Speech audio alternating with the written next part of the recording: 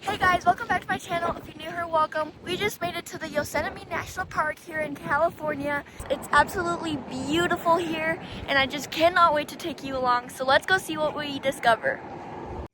So yesterday we were actually in Nevada at the Royston turquoise mine digging for turquoise. If you haven't seen that adventure yet, go check it out on my YouTube channel. I'll have it linked in my description. It was such a fun experience getting to dig for our own turquoise and see what we could find.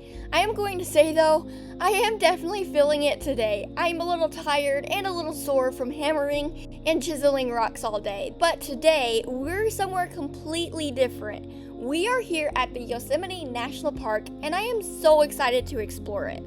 Unfortunately, when we got to the park entrance, there was quite a bit of traffic, and we ended up waiting for a while before getting in. Luckily, everything worked out. We got through the gate, and we were finally able to start exploring. As soon as we started driving through the park, the scenery was just incredible.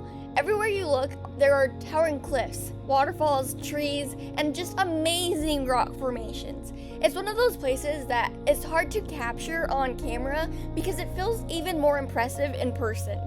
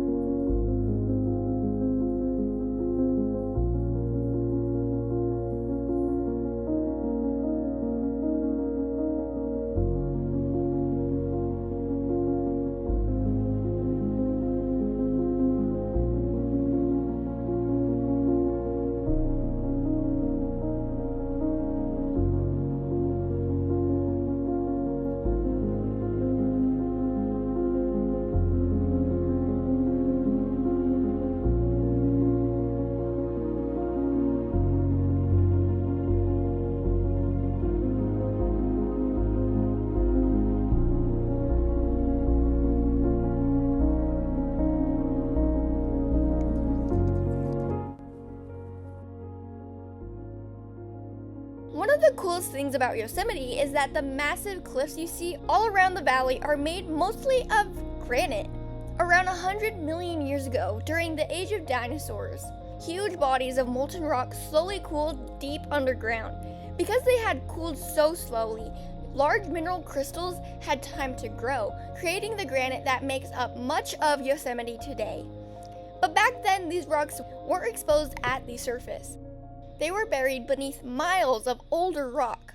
Over millions of years, erosion gradually removed those overlying layers and exposed the granite beneath. Then, during the ice ages, enormous glaciers flowed through this area. These glaciers acted like giant bulldozers, carving and reshaping the landscape. They widened valleys, steepened cliffs, and helped create the famous U-shaped Yosemite Valley we see today. Some of Yosemite's most famous landmarks, including El Capitan and Half Dome, are made of this granite. Half Dome's unique shape formed through a combination of erosion, exfoliation, and glacial activity over millions of years. One thing I find really fascinating is that granite naturally develops fractures and cracks. As pressure was released from the rock over time, sheets of granite began peeling away in a process called exfoliation. That's one reason Yosemite's cliffs have those smooth, rounded surfaces. And even though these rocks are incredibly old, the landscape is still changing today through weathering, rockfalls, rivers, and erosion. As we continue driving through the park, I honestly can't stop looking around. Every turn seems to reveal another incredible view. The scale of everything here is just amazing.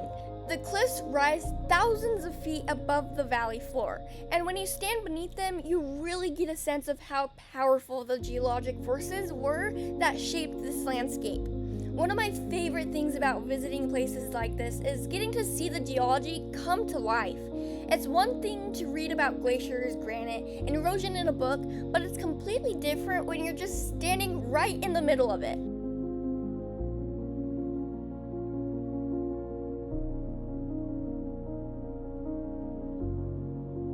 Right behind me is the famous Half Dome.